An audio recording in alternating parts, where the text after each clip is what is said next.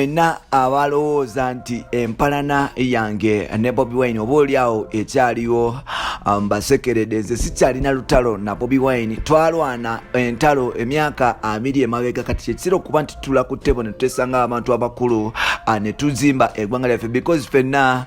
tuzimba ggwanga kudda mu maaso, so si kubeera mu ntalo eziyamba abantu mpola mpola. Tukwaniriza byonna ani abyogera bamuyita Bebe Cool, a big size extra large.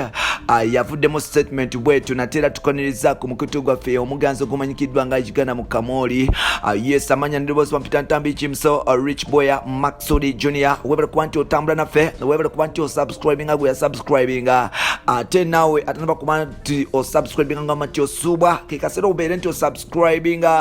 Tutambule mu maaso mpola mpola, tubeere nga tutambula ffenna. Uganda eguddemu nabe. Bebe Cool oyinza okulowooza yagase ku nuupu nga tanaba kuvayo kulangira official, because ebigambo byayogera muganda wange ebikankanya eggwanga. Olunaku lwaleero twasobodde okuba nti tufunako Bebe Cool nga amaze okuba nti asirika emyezi gyonna egya lockdown nga bambe talina statement gyakola nnyo eryawo ekanga ggwanga n'okuba nti etiisa abantu. Bebe Cool agenda mu maaso okuba nti akola statements ez'empolampola era nga oba olyawo ziyinza okulaga nti yes, bifu ye ne Bobi Wine yaggwawo dda, era nga kiyinza okulaga nti ayinza okuba nti yegatta ku kisinde kya People Power anytime from now. Olunaku lwaleero twasobodde okuba nti tunoonyako omusajja mukulu Bebe Cool ne tumubuuza owaaye mugandawo agenda kuba nti yesimbawo kuba president bw'eggwanga 2021, era nga mugandawo gwe wakuza mpola mpola agenda mu maaso n'okuba nti akolerera eggwanga lye mpola mpola. Ye owaaye gwe ne Bobi Wine mukyalinawoko bifu oba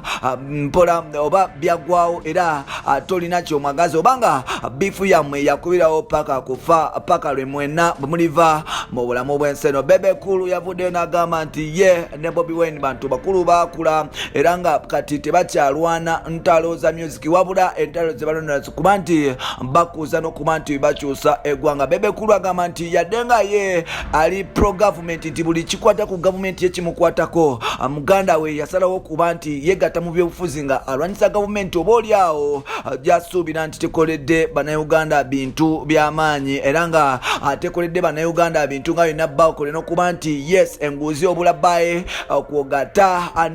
n'amalwaliro gakyali bubi nga ye bwagamba n'ebisigaddewo. Era Bebe Cool agamba nti tamulinaako buzibu kuba nti yakwata leni gyakwata naye ye wa gavumenti. Naye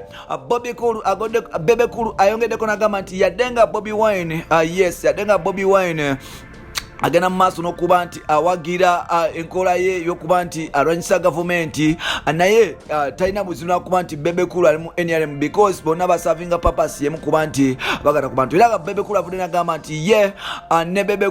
ne Bobi Wine tebalina buzibu, era empalana zaabwe zaggwawo odda. Kati saawa zino bakolera Uganda, nga Bobi Wine akolerera Uganda ng'ayita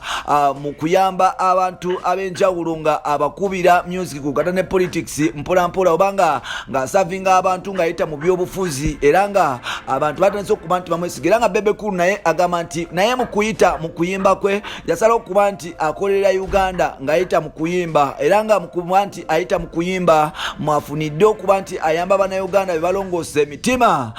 yes mu nsi ez'enjawulo mpola mpola abalwadde b'emitima nti abayamba, era nga mwasobodde okuba nti ayambira bannayuganda abalina ekirwadde kya tuberculosis ne African continent nambo kuba nti akikwasaganya mpola mpola. So Bebe Cool agamba nti ye takyalina buzibu na Bobi Wine, era talina buzibu na Bobi Wine buli kimu step gyatwala. Ye musanyufu okuba nti baali bonna baali badongo nga tebaweebwa kitiibwa. Yes, musanyufu okuba nti kati Bobi Wine atandise okuba nti avaayo alaga abilities z'abadongo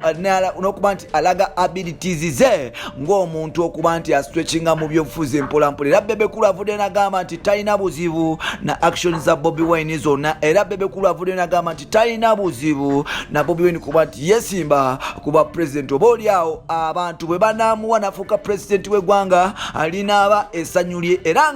era abantu bwe bavaayo ne batamuwa akalulu era alinaaba asanyulye, because mboye wa government. Naye ate ne bwe bamuwa akalulu tekimuluma, temukimuyisa bubi, because amumanyi mukwano gwe muganda we batandika bonna yamunetaringa n'aba nti amumetaringa mu music. So n'olwekyo mutamanyiwe bafuna akalimo oba